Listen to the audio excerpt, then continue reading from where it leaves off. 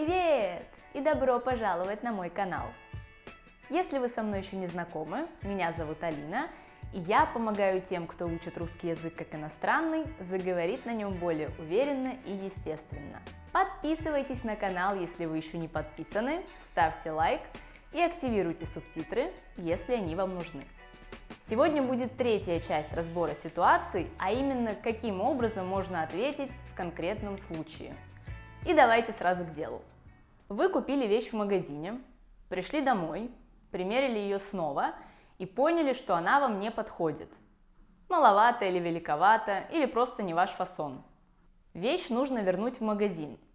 Что сказать в случае возврата продавцу-консультанту? Вы можете сказать: «Здравствуйте, я бы хотел сделать возврат», или оформить возврат, или вернуть вещь. Она мне не подошла.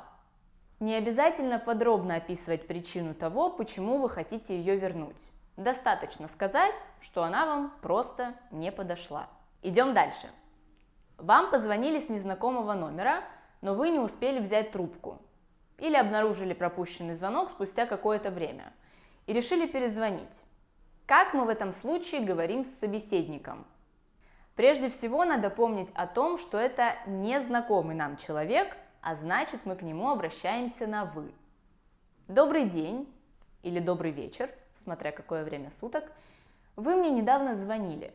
По какому вопросу? Или с какой целью? Чаще всего после предложения «вы мне звонили» собеседник сам подхватывает разговор и говорит: «Да, добрый день, звоню вам оттуда-то, оттуда-то». То есть, возможно, вам не придется спрашивать, для чего вам звонили. И всю разговорную работу сделают за вас. Так интересно, а многие перезванивают на незнакомые номера? Я никогда, по принципу того, что если человеку надо, то он сам еще раз позвонит. Или еще телефонная ситуация. Вам звонят с каким-то коммерческим предложением, вам интересно, но времени слушать совсем нет. Вы можете сказать: «Извините, нет времени сейчас слушать, но перезвоните, пожалуйста, позже, потому что меня заинтересовало ваше предложение». Или: «Извините, не могу сейчас с вами поговорить, не могу вам уделить сейчас время, перезвоните, пожалуйста, позже». Если же вам не интересно, то вы сразу можете сказать: «Извините, мне не интересно. Всего доброго». «Мне не интересно. Спасибо». На самом деле очень интересная штука интонация. Я могу сказать «мне не интересно» без «извините», и это тоже будет звучать вполне вежливо. Сравните. Мне не интересно. Мне не интересно. Мне не интересно. Вы меня слышите?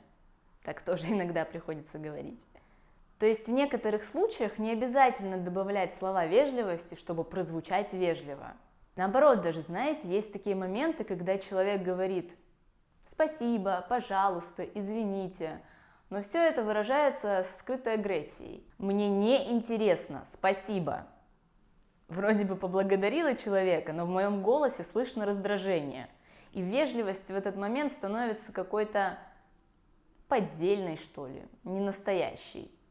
Но когда вам звонят из какой-то крупной компании, не знаю, телефонный оператор, тогда лучше просто сказать «спасибо, мне не интересно» и положить трубку, иначе от вас не отстанут. А разговор при этом ни к чему не приведет, только потеряете время.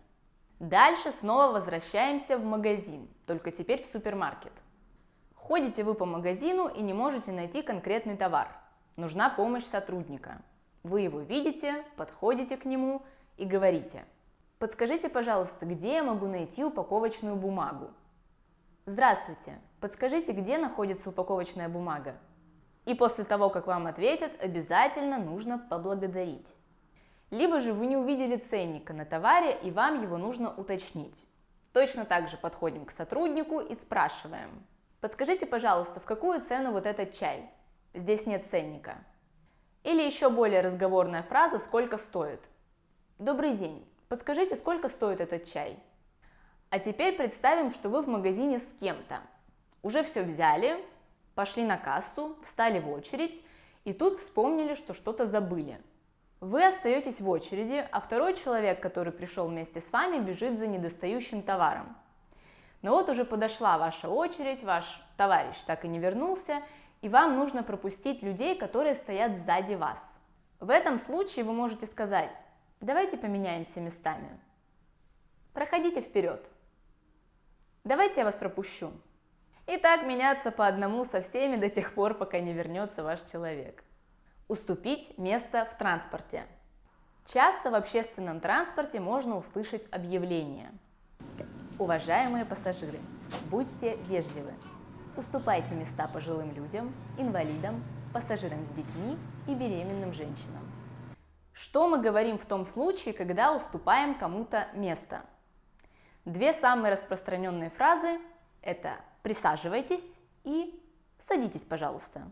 Многие это еще делают молча и с помощью жестов. Но для нас с вами важна разговорная практика, поэтому мы скажем «присаживайтесь». Следующая ситуация. Вы заходите в подъезд и видите, что дверь лифта закрывается.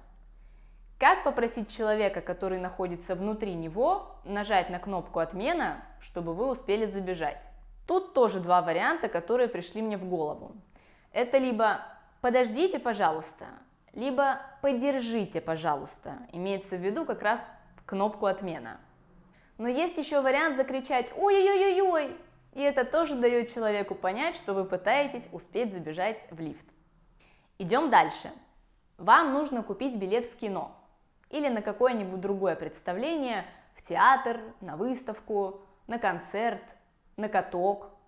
Честно, уже не настолько распространена покупка билетов в кассе. Многие покупают онлайн. Хотя нет, в кассе тоже часто покупают.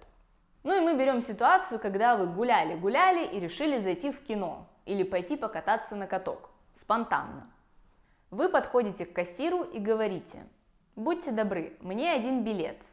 Или нам 2, 3 или сколько у вас там билетов. На, и называете фильм, который вы выбрали, и время, в которое он будет показываться. Например, на Страже Галактики в 17:00. У вас также могут спросить, не нужно ли вам что-нибудь еще. Имеется в виду снеки, попкорн, напитки. Если нужно, отвечаете: да, давайте еще водичку и попкорн. Если нет, нет, спасибо. Нет, спасибо, ничего не нужно. И точно так же на катке. Здравствуйте, мне, пожалуйста, 1 билет на 15:30. И еще мне понадобятся коньки. В случае, если у вас нет своих коньков, вы можете их взять на прокат на катке. Либо же на вопрос сотрудника: вам нужны коньки? Ответить: нет, спасибо, у меня свои. И это была последняя ситуация на сегодня. Какие у вас есть вопросы? Или такие вот повседневные моменты, которые вы хотели бы обсудить? Пишите о них в комментариях, и хотели ли бы вы следующую часть из этой серии. Потому что все это на самом-то деле просто, но в моменты, когда нужно что-то сказать на иностранном языке, как правило, вот эта первая фраза дается сложнее всего, несмотря на то, что это может быть одно слово.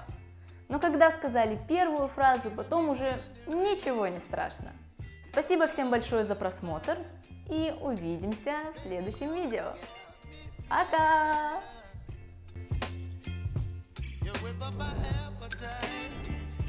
Don't leave me here high and dry.